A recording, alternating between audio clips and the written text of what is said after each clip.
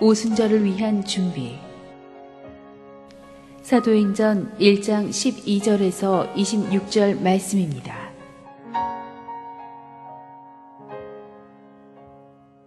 제자들이 감람원이라 하는 산으로부터 예루살렘에 돌아오니 이 산은 예루살렘에서 가까워 안식일에 가기 알맞은 길이라.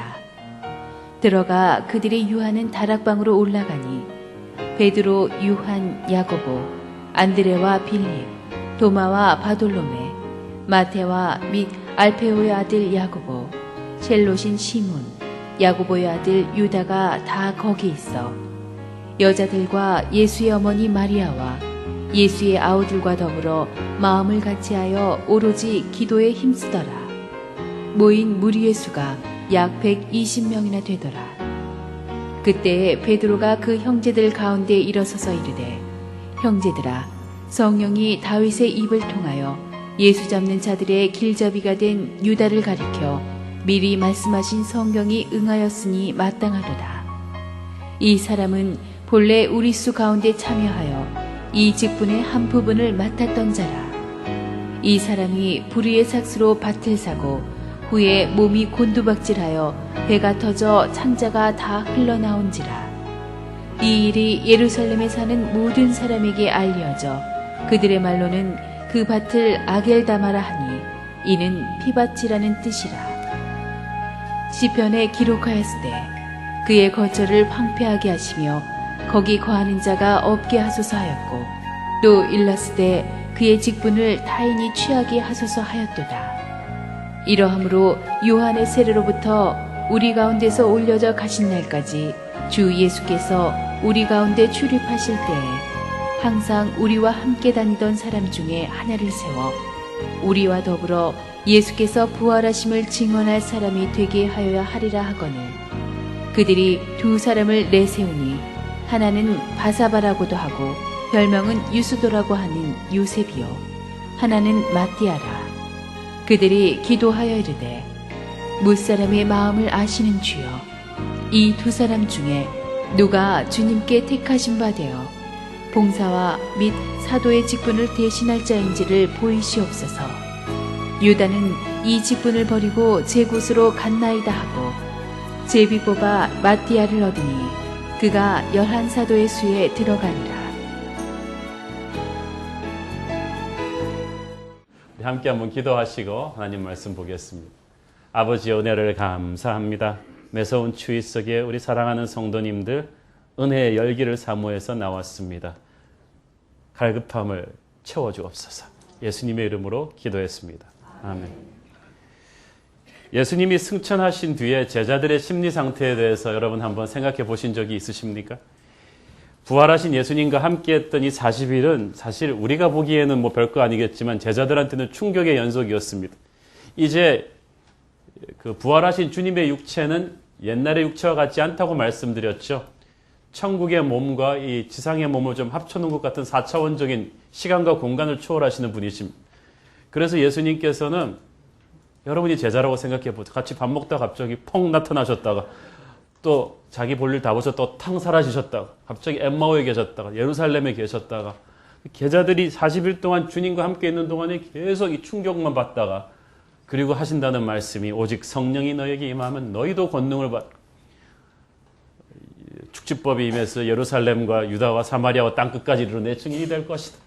자기들은 유다 밖으로 나가본 적도 없는데 그런 황당한 말씀만 계속 하시더니 나중에는 성령 받으면 다 알아질 것들이지만 성령 받기 전에는 이게 충격과 황당한 말씀이거든요. 거기다 그 말씀 다 하시고 나서 자기는 안녕 그리고 하늘로 펑 가버리셨어요. 그래서 놀라가지고 바라보니까 갑자기 또 천사들이 툭 나타나더니 왜 보냐는 거예요. 갈릴리 사람들을 어찌하여 쳐다보느냐. 이 저희 제자들의 이 40일 그 쇼크 그 파도를 쭉 보니까 예수 믿는 인생이 이렇게 충격의 인생이 아닌가 생각이 됩니다. 우리가 처음 예수님을 만나 구주로 영접했을 때부터 그랬습니다. 어떻게 나 같은 죄인이 용서받을 수가 있는가? 어떻게 나 같은 죄인에게 주님이 오실 수가 있는가? 근데 그게 시작일 뿐이죠. 주님과 함께 걷는 우리의 인생은 주님 내게 오신 날부터 좋은 것도 많았지만 놀랄 일도 많았습니다. 왜냐하면 그때부터 내 인생을 내가 주도하는 게 아니라 예수님이 주도하셨기 때문입니다. 내가 생각하지도 않았던 사람을 주님이 내 인생에 쑥 들여보내십니다. 예수 믿고 나서 그 사람 함부로 결혼 못합니다. 예수님께서 이 사람 아니라 그러세요. 이 사람을 갖다 줍니다. 처음 해본 일도 하게 되고 생각하지도 못했던 곳에 또 가게 됩니다. 주님 다시 오실 때까지, 우리가 천국 갈 때까지 이 거룩한 충격과 놀람은 계속될 것입니다. 내가 어딜 가서 뭘 하든지 거기에는 하나님의 새로운 섭리가 기다리고 있음을 믿기를 바랍니다. 지상에서 예수님과 함께 다닐 때도 그랬지만 제자들은 이제 이 다이나믹한 성령의 인생을 경험하기 시작하는 것입니다. 그런데 이 제자들이 잘한 게 하나 있어요. 우직한 순종입니다. 예루살렘을 떠나지 말라니까 진짜 떠나지 않은 거 있죠. 딱 거기 있었어요. 사실 주님 승천하신 뒤에 구심점이 사라졌기 때문에 이 제자들은 굉장히 이 심리적 공황 상태에 있었을 텐데 도대체 앞으로 어디 가서 무엇을 해야 되고 어떻게 살아야 될지 잘 모르겠는데 주님께서 명령하신 대로 성령이 임할 때까지 그 예루살렘에 머물러 기다리라는 말을 그대로 들었다는 것입니다. 여러분도 이렇게 혼란스럽고 충격스러울 때는 하나님 말을 그냥 듣기를 바랍니다. 주님이 말씀하신 그 은혜의 자리에 붙어 있는 거예요. 사실 인간적으로 생각하면 예루살렘에 있는 거 쉽지 않은 일이에요. 예루살렘이 어딥니까? 주님을 십자가에 못 박게 한 종교 지도자들과 그들의 끈앞풀들이 아직도 눈을 시퍼렇게 뜨고 촉각을 곤두세우고 있는 바로 그런 것입니다. 새 역사를 시작해도 좀 딴 데 가서 시작하고 싶었을 거예요. 저기 뭐 브엘세바나 뭐 이렇게 나사렛이나 이런 데 가서 시작하고 싶었는데 하필 그 예루살렘에 아직도 자기들 현상 수배가 붙어 있을 거기에 다시 돌아가라는 것입니다. 그런데 제자들은 겁내지 않았습니다. 겁은 났겠지만 주님이 하신 명령이니까 가서 기다렸어요. 여러분, 현실적으로 불편하고 어려워도 순종해야 합니다. 주님이 있으라 그러는 그 은혜의 자리를 떠나지 말기를 바랍니다.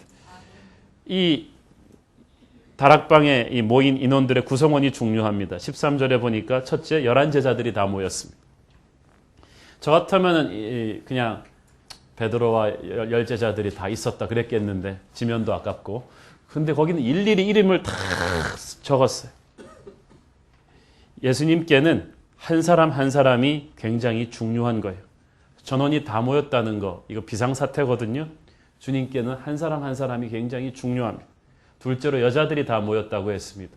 이 여자들이 보통 여자들이 아니고 예수님을 사랑해서 옥합을 깨뜨렸던 여인, 또 십자가의 현장까지 따라갔던 여인, 부활의 빈무덤까지 본 그 강렬한 믿음을 가졌던 여인들이 거기다 함께 있었던 거예요. 그 당시 유대 문화는 우리나라 옛날 유교 가부장 문화 못지않게 남존 여비 사상이 철저했던 것입니다. 그러므로 남자 여자들이 한 자리에 같이 모인다는 게 이게 파격적인 일입니다. 한 8, 90년 전에 우리나라 그 초대교회 시절에만 해도 남녀가 어떻게 같이 예배당에서 예배를 드리냐 그러고 예배당이 전부 다 니은자 아니면 디귿자로 지어졌어요. 그 목사님만 이렇게 딱 코너 만나는 가운데에서 설교하시고 양쪽으로 이렇게 가운데 병풍까지 딱 둘러가지고 남자 성도 여자 성도 남녀가 유별하거늘 그러면서 이렇게 딱 앉았다. 이렇게 지금 앉는 건 거의 불가능한. 그런데 성령의 시대가 되니까 우리의 사회적인 통념과 장벽들이 이제 무너져 내리기 시작한 거예요. 세 번째로 예수님의 가족들이 거기에 있었다는 게 중요합니다. 예수의 어머니 마리아와 예수의 아우들이 더불어 거기 있었습니다. 굉장히 중요한 사건이에요. 가톨릭에서는 예수의 어머니 마리아를 성모 마리아라 그래서 신격화시킵니다. 예수님한테 할 수 있는 가장 확실한 로비는 성모 마리아한테 백 쓰는 거라고 합니다. 그래서 마리아한테 기도하잖아요. 그런데 여기 있는 마리아는 숭배의 대상이 아니라 다른 성도들과 똑같은 예배자로서 성령을 기다리는 사람입니다. 예수의 형제들도 마찬가지였습니다. 십자가 사건 전에는 예수님 아우들 예수님 믿지 않았어요.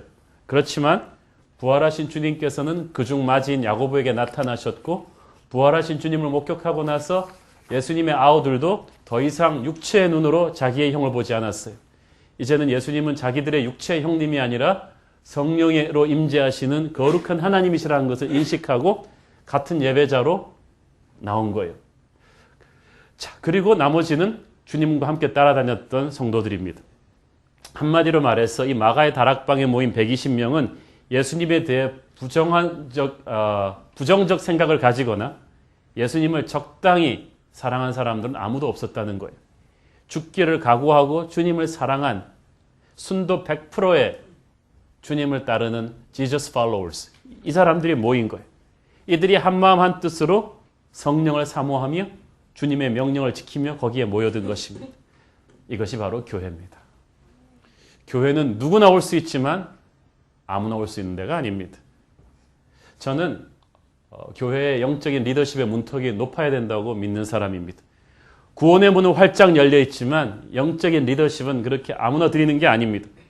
일단 보혈을 통과한 사람들, 이 땅에서 주님과 함께 걸었던 사람들, 십자가를 체험한 사람들, 부활을 목격한 사람들, 성령을 사모하는 사람들이 한 덩어리가 되어 모인 것이 주님의 교회 공동체인 걸로 믿습니다. 특히 리더십이 될 사람들은 그렇습니다. 모인 무리의 수가 120명. 사실 예수의 부활을 목격한 사람들은 500명이 넘었어요. 고린도전서 15장에 나옵니다. 그러나 그들 중 대부분은 그냥 갈릴리에 머물러 있었고 120명만이 무슨 이유에서 끝까지 이 마가의 다락방에 모여서 성령을 나중에 기도하다가 성령을 받게 됩니다. 20%만 남은 거죠. 그들 중에 나머지 80%는 왜 못 왔는지 성경은 설명이 없습니다. 설명이 중요하지 않아요. 뭐 장가도 가야 되고 소도 사야 되고 농가밭에 할 일은 많고 뭐 다 바빴겠죠. 그러나 어떤 핑계나 이유도 소용없습니다. 여러분은 은혜의 자리에 있어야 합니다. 그래야 하나님 역사의 중심에 설 수가 있습니다. 그리고 14절에 보니까 마음을 같이 했다 하고 돼 있죠. 이 말이 굉장히 이렇게 중요합니다. 여러분 다 모인다고 그냥 되는 게 아니고 마음을 같이 해서 모여야 합니다. 영어 성경에 보니까 in one accord. 십자가 사건 전에 그들은 한 마음이 아니었어요. 그들은 분열된 마음이었습니다. 누가 크냐를 가지고 마지막 순간까지 엄마까지 동원해서 싸웠잖아. 한국 엄마보다 더 무서운 유대인 엄마. 우리 아들을 오른편 왼편에 주님 오른편 왼편에 앉혀주십시오. 이 제자들이 서로 질시와 시기로 가득 차 있었는데 부활하신 주님을 만난 뒤에 첫사랑이 회복됐어요. 주님과의 첫사랑이 회복되니까 서로끼리의 관계도 회복됐어요. 저는 그래서 이 사람들이 이제 하나가 되어서 성령의 강림을 기다렸다고 믿습니다. 사도행전에서는 이 마음이 하나가 되었다는 것을 계속 거듭해서 강조합니다. 성령의 시대에 성령의 생수가 내 안으로 쏟아져 들어오려면 이 교회 공동체 안에 분열의 영이 사라져야 합니다. 사탄은 분열의 영이거든요. 교회처럼 하나가 되어야 되는 데도 없지만 교회처럼 잘 싸우는 데가 없어요. 한국교회 얼마나 무섭게 싸웠습니까? 예수와 그리스도가 싸우는 데가 한국 교파였어요. 종말론 때문에 싸우고 교파 때문에 싸우고 얼마나 많이 교회 안에서 싸우고 목사님이랑 장로님이 싸우고 목사와 목사가 싸우고 이 사탄이 분열의 영을 집어넣은 거예요. 저는 성령의 시대를 준비하면서 주님 우리 안에 회복과 용서와 화목이 있게 하여 주시옵소서. 이 시각에 성령께서 생각나게 해주시는 여러분과 어떤 형제 자매와의 껄끄러운 부분이 있다면 반목과 갈등이 있다면 지금 푸시기를 바랍니다. 기도하며 풀기를 바랍니다. 찾아가서 서로 회개하며 손을 잡고 푸기를 바랍니다. 서로 용서와 회복의 눈물을 흘리기를 바랍니다. 아십니까? 평양 장대원 부흥이 있기 전에 교회 부흥이 있기 전에 첫 번째 회개가 선교사님들과 국내 목사님들과의 반목을 서로 회개한 거예요. 그리고 목사님과 장로들, 집사님들 간의 반목을 서로 회개하고 난 뒤에 성령의 부흥이 터진 것입니다. 어떤 분열과 갈등과 대립과 오해도 이 안에서 사라지게 되기를 축원합니다. 우리 교회 모든 순모임 안에 사역팀들 사이에 목회자들 사이에 평신도 리더십 사이에 어떤 갈등이나 오해와 분열도 이 시각부터 없게 되기를 축원합니다. 왜냐하면 우리는 성령의 시대, 부흥의 시대를 열 교회이기 때문에 그렇습니다. 성령과 부흥은 축복인데 더러운 컵에 부어주지 않죠. 한 마음으로 기도하는 것이 중요합니다. 그들이 한 마음으로 딴짓하지 않고 14절, 15절에 보니까 오로지 기도에 힘쓰더라. Constantly in prayer. 이 말이 굉장히 중요한 말이죠. 그들은 함께 연합해서 계속해서 기도만 했다는 겁니다. 기도 말고 딴짓을 하지 않았다는 것입니다. 우리도 기도는 하죠. 그러나 너무 다른 걸 많이 하면서 사이드라인으로 기도를 끼워넣죠. 찜찜하니까. 여러분이 음식을 놓고 기도할 때 정말 만나와 같이 나를 먹이신 하나님 은혜 감사해서 절절히 기도하는 것입니까? 아니면 기도 안 하고 먹었다가 체할까 봐 찜찜해서 그냥 기도 해치워버리는 것입니까? 우리가 많이 교회를 하면서 그렇습니다. 성가대 연습 다들 좀 늦었으니까 빨리 기도하고 시작합시다. 빨리 기도하고 시작해. 기도를 해치워버리겠다는 거예요. 우리가 기도하지 않는 게 문제가 아니라 이렇게 건성으로, 사이드라인으로 그렇게 기도하는 게 우리의 문제예요. 사랑하는 여러분, 성령의 시대를 선포한 올해 저와 여러분의 영적 우선순위가 재정립되기를 축원합니다. 사역 잘하기 위해서 기도하는 게 아니라 기도하는 것 자체가 최고의 사역입니다. 기도는 집중력이거든요. 성령의 시대를 예비하는 사도들이 모여서 회의하지 않았고 토론하지 않았고 논쟁하지 않았고 집단 행동하지 않았다는 것입니다. 오직 모여서 기도에 전념했습니다. 그랬더니 성령의 불이 떨어진 거예요. 교회는 그런 곳입니다. 민주적인 곳이 아니라 영적인 곳입니다. 교회가 민주적인 곳이라면 회의를 많이 할 거예요. 그러나 교회는 민주적인 곳이 아니라 영적인 곳입니다. 그들은 아무것도 하지 않고 열흘 동안 계속 기도만 했는데 어떻게 보면 거룩한 시간 낭비죠. 영성이란 어떻게 보면 어떨 때는 이런 거룩한 시간 낭비를 하는 거예요. 세상과 나를 잊어버릴 정도로 기도의 세계로 확 들어가는 것입니다. 여러분도 그런 기도의 불로 들어가기를 바랍니다. 십자가도 부활도 체험했지만 제자들은 오순절 성령 세례를 받아야만 했습니다. 그런데 그 성령 세례를 준비하는 가장 확실한 길은 기도하는 거였어요. 어떻게 보면 기도는 가장 비효율적인 준비인데 가장 파워풀한 준비가 될 것입니다. 그들의 기도는 아주 간절했어요. 고상하게 앉아서 울퍼대는 셰익스피어의 시가 아니었다는 말이에요. 기도는 영적인 발버둥입니다. 거룩한 영혼의 통곡입니다. 내 영혼에 있는 두려움과 아픔과 상처까지도 다 주님의 사랑의 영광 앞에 불처럼 쏟아놓는 것입니다. 주님, 제가 지금까지 주님의 일을 많이 해왔지만 내 생각과 계획과 방법대로 했기 때문에 너무나 피곤했습니다. 일을 많이 했는데 열매가 없고 마음에 기쁨이 없습니다. 사역을 할수록 피곤해지고 사나워지고 불평하고 관계가 복잡해진 나를 보시옵소서. 주님, 나를 불쌍히 여겨 주시옵소서. 성령을 부어 주시옵소서. 오늘 여러분에게서 그런 기도가 터져나올 수 있게 되기를 바랍니다. 예수님 승천하신 뒤에 오순절 성령 강림까지 한 열흘 동안 그들이 전력으로 기도하는데 이 다락방에서의 이들의 뜨거운 합심 기도는 개인적인 목적을 위한 기도가 아니라 공동체 전체 위로 떨어질 성령의 불을 위한 기도였습니다. 개인의 골방 기도가 영적인 성숙을 위한 것이라면 이들의 기도는 교회를 부흥시키는 기도요, 교회 공동체 위에 불같이 불어올 성령의 시대를 갈구하는 그런 기도였습니다. 내 자신의 개인의 회복을 위해 기도해야 될 때가 있지만 이렇게 교회적으로 성령의 시대를 열기 위해서 기도해야 될 때가 있습니다. 저는 바로 지금이 우리에게 그런 때라고 믿습니다. 성령의 시대는 바로 기도의 시대인 것입니다. 부흥의 시대는 기도라는 열쇠만으로 열쇠가 있는 것입니다. 저는 우리 올해 새로운 교회 모든 모임들이 가식적인 기도가 아닌 살아있는 뜨거운 기도가 폭발하는 그런 모임 되기를 축원합니다. 제가 우리 LCS를 참 자랑스럽게 생각하는 이유 중에 하나가 LCS 모임 전에마다 올라가 보면 이 코치님들이 불같이 기도를 해요. 중보기도로. 30분 1시간씩 기도를 하는데 멀리서 듣기만 해도 그 홀이 쩌렁쩌렁 울리는 우리 은혜로운 예배를 위해서 우리 앞줄에 항상 이 중보기도 팀들이 뜨겁게 기도하지 않습니까? 저는 올해 우리 교회 모든 모임의 기도가 형식적인 해치워버리는 기도가 아닌 불같이 통해내는 영혼의 고백이기를 바랍니다. 기도하면 하나님이 축복을 부어주지 않을 수가 없습니다. 성령의 바람을 불게 안 하실 수가 없습니다. 기도는 하나님의 손을 꼭 잡고 나를 축복하게 만드는 열쇠거든요. 분명히 부활하신 주님을 바라본 제자들은 500명이 넘었는데 120명만 남아서 여기까지 와서 기도했고 그들에게 하나님의 성령이 임해서 그들이 초대교회 세계 부흥의 주역이 됩니다. 사랑하는 여러분, 화려한 꿈을 꾸는 사람은 많습니다. 큰 소리 치는 사람은 많지만 그것을 이루어내는 사람은 모여서 기도하는 사람이에요. 제가 신학교 이제 나온 지가 20년이 됐는데 그때 친구들과 지금 이제 그 당시 알던 목회자들과 지금을 보면 그때도 막 큰 모임 기획하고 막 큰 소리 뻥뻥 치던 똑똑한 친구들 많았는데 보니까 뜨겁고 진실하게 그때부터 기도했던 사람들은 지금 보면 아주 사역의 열매가 있고 놀라운 영향력을 발휘하는 리더가 됐는데 화려하고 똑똑하고 큰 일을 많이 하는 것 같았지만 진실한 기도 생활을 하지 않은 목회자들은 20년이 지나 보니까 다 그냥 숨바꼭질 하듯이 다 숨어버리고 다 침체되어 버리고 다운되어 버린 것을 봅니다. 사랑하는 여러분, 기도로서 하늘의 능력을 다운로드 받은 자만이 성령의 역사를 주도할 줄로 믿습니다.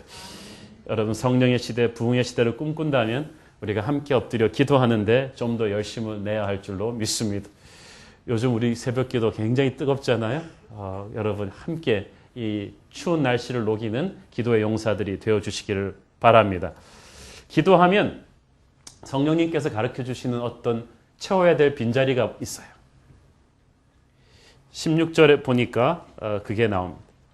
하나님이 우리가 공동체적으로 기도할 때 성령을 받기 전에 우리가 손봐야 될 내 영혼의 구멍이 있어요. 외치는 자의 소리가 가르쳐 나의 길을 예비하라고 했죠. 주님께서 오시기 전에 부서진 내 영혼의 길을 수리를 해야 돼요. 교회적으로 어떤 빈 공간, 어떤 부서진 부분이 있어요. 이것을 알려주세요. 이거를 치워버려야 우리는 성령의 시대로 돌아갈 수가 있어요. 우리가 비행기 타고 좋은 데로 가고 싶은데 공항 금속 탐지기에서 삑삑거리고 걸리죠.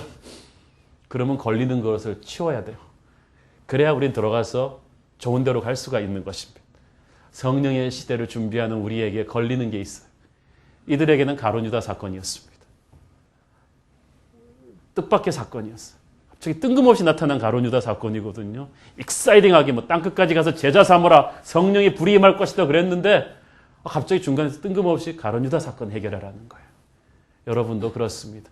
위대한 하나님의 꿈을 말하기 전에 조금 고통스럽고 치사하고 힘든 것이지만 하나님이 여러분한테서 건드려야 될 게 있어요. 내 안에서 끄집어내야 될 가룟 유다가 있다는 거예요. 교회 공동체적으로 이들은 가룟 유다 사건 생각하기도 싫었을 거예요.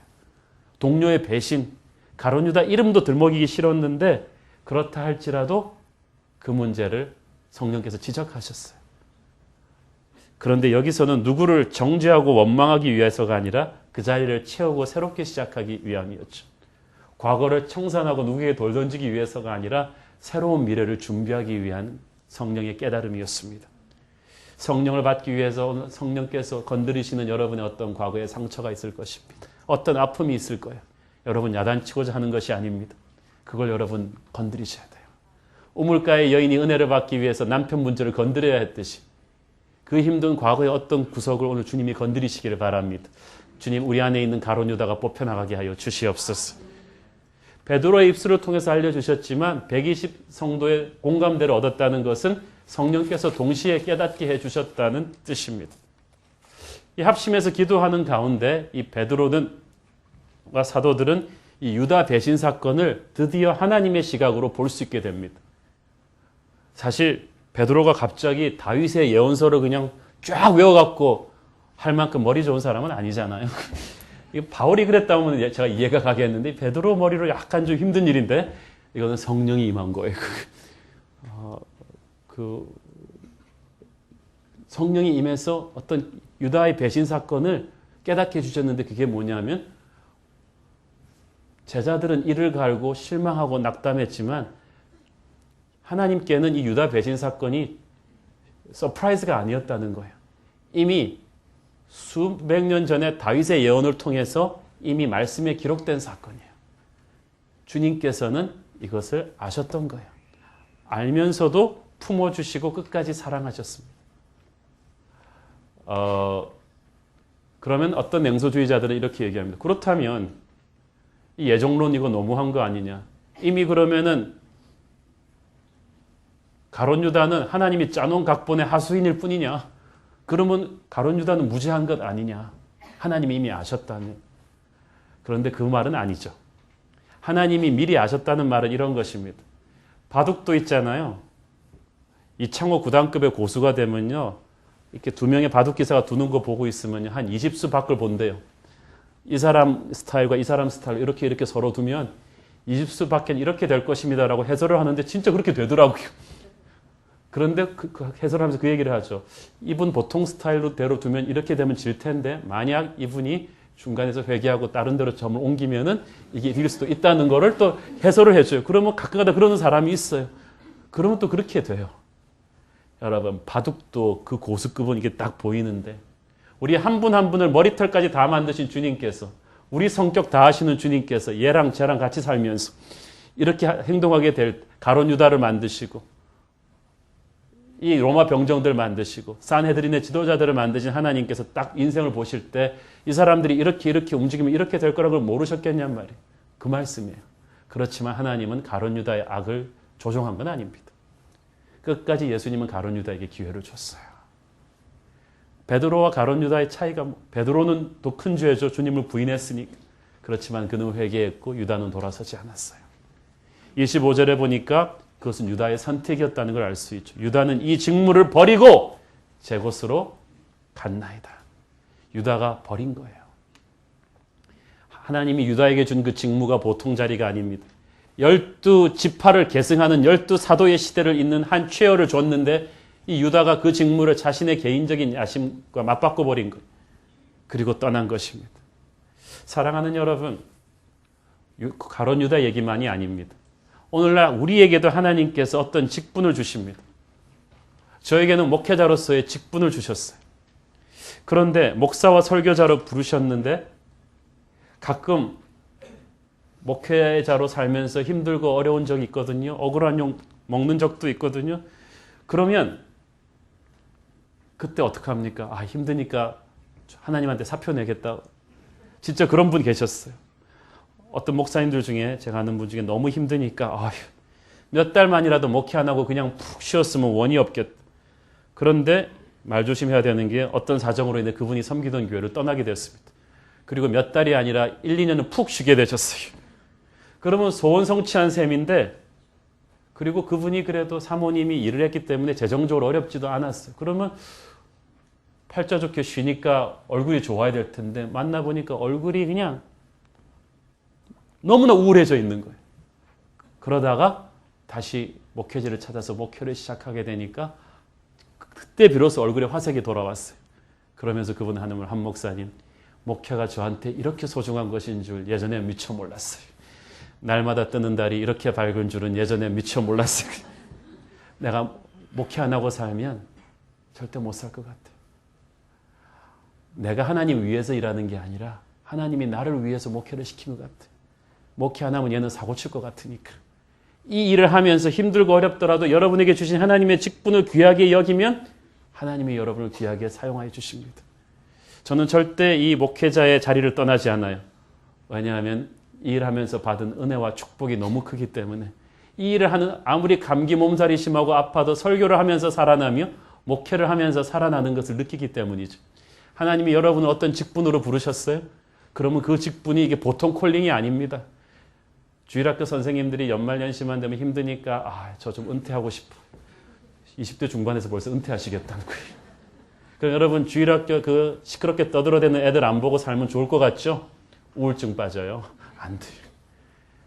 LC에서 하는 것도 힘들었는데 코치까지 또 해. 그거 하는 게 여러분을 살리는 거예요. 여러분이 하나님이 주신 어떤 직분이 있어요. 안내의 직분이 이런 게 있는데 이게 유다의 직무처럼 우리 한 사람 한 사람을 살리고 빛을 발하게 하시는 하나님의 축복이에요. 우리가 떨어지면 사람은 가도 하나님의 일은 계속될 거예요. 그렇지만 이 직분을 통해서 하나님이 주시는 그 영적인 축복과 우리 가문에 오는 그 영적 성장의 기회와 기름 부으심은 여러분이 다 어떻게 할 거예요?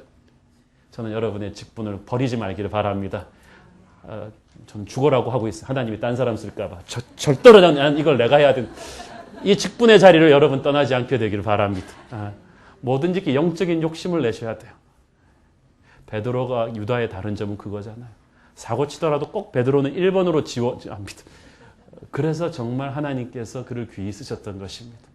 여러분은 직무를 버리지 않게 되기를 바랍니다. 유다 신드롬이죠. 힘들다고 버리고 가는. 17절을 보니까 이 숫자가 중요해요. 우리 수 가운데 참여하여 He was one of our number and shared in this ministry. 이 직무의 한 부분을 맡았던 자라. 혹자는 얘기하면 뭐 12명 중에 1명 빠져봤자 11명인데 뭐 이렇게 중요합니까?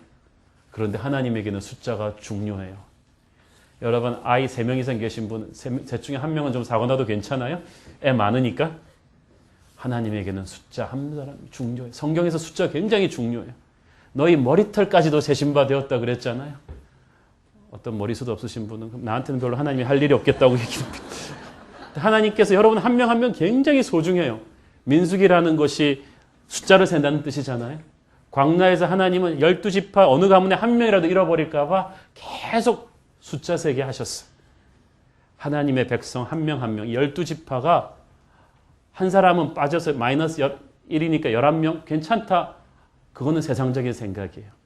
12지파는 한 명이 죽으면 다 죽어요. 그래서 다 채워야 되는 거예요. 비행기가요.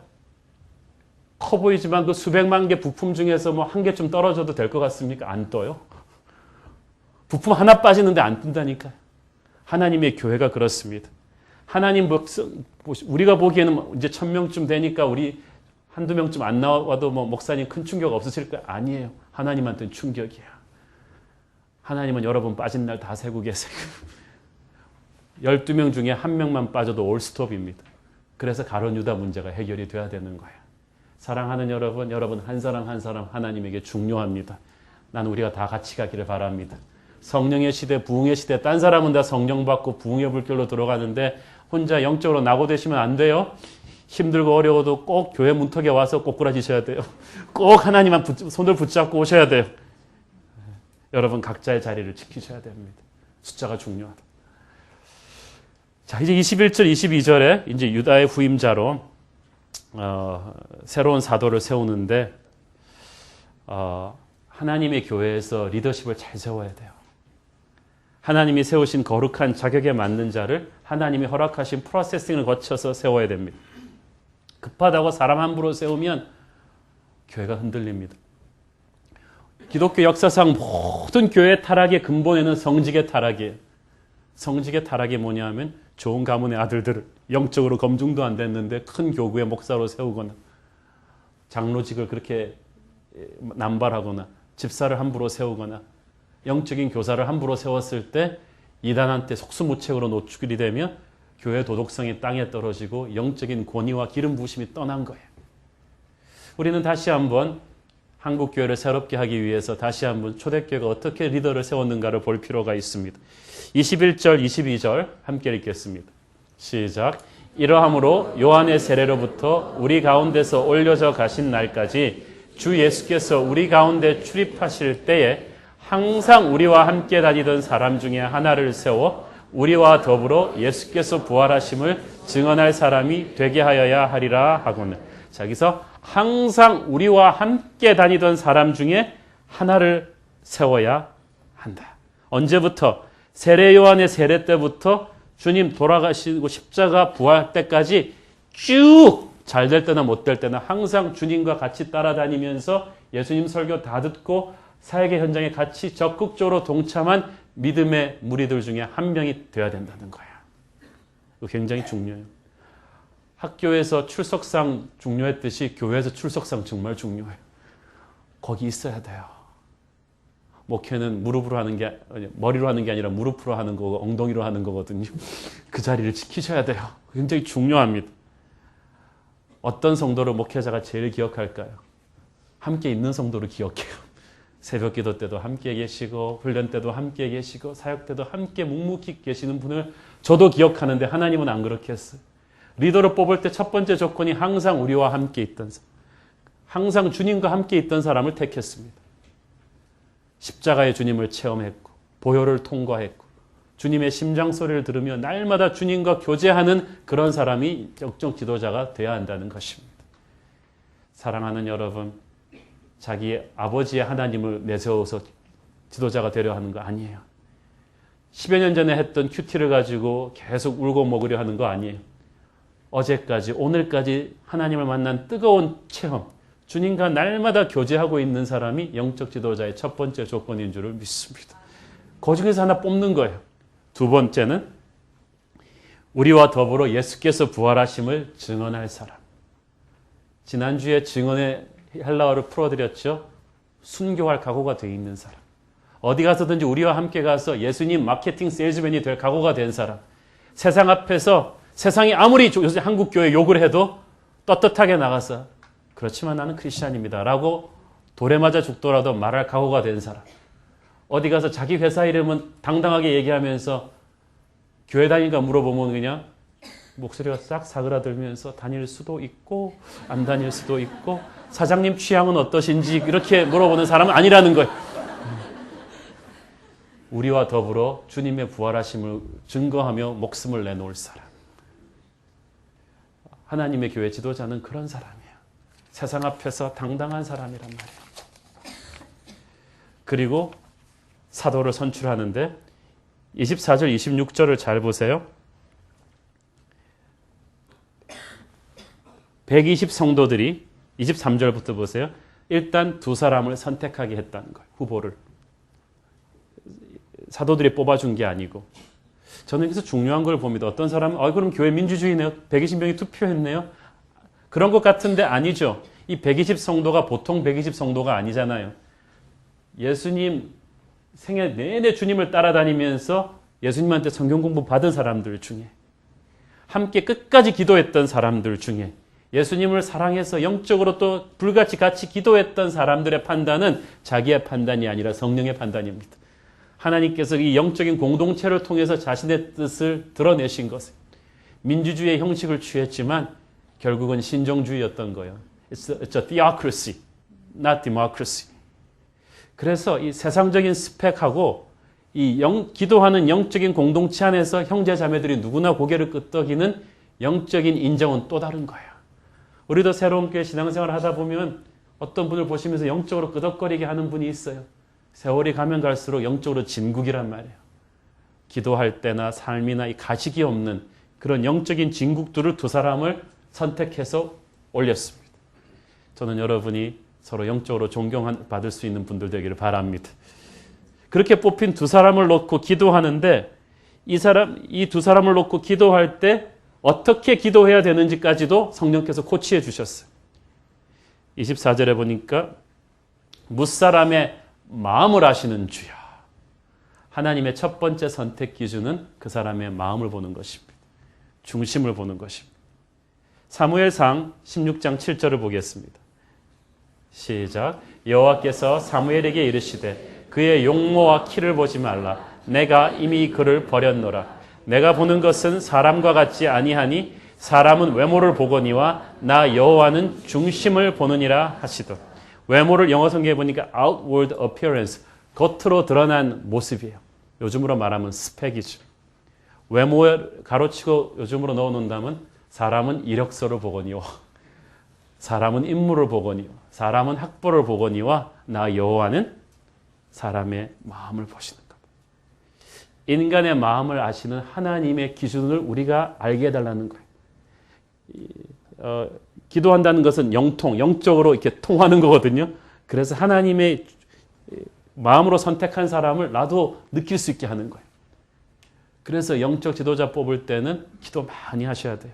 하나님이 딱 느끼게 해주는 사람이 있어요. 왜냐하면 우리 인간은요, 아무리 나는 사람 볼 줄 안다 그래도 실수가 있어요. 저도 보니까 그렇더라고요. 우리는 사람을 의심하거나 너무 쉽게 믿거나 과대평가하거나 과소평가해서 우리는 항상 사람 때문에 실수해요. 그렇지만 하나님은 실수가 없어요. 그럼 실수하지 않기 위해서 우리는 기도해야 돼요. 저는 사람은 외모로 보거니와 나 여호와는 중심을 보느니라, 이걸 보면서 참 느끼는 바가 많습니다. 제가 아시던 한 목회 선배 한 분이 전형적인 전통교회, 큰 교회 가서 고생을 너무 하시고 은퇴하시면서 그 말씀을 하셨습니다. 동료 목사님들한테, 내가 여러분들한테 해줄 말이 있는데 직분자 선출에 대해서, 특히 장로 선출에 대해서 뭡니까 그랬더니, 장로는 적어도 장로가 되려면 예수는 믿어야 돼.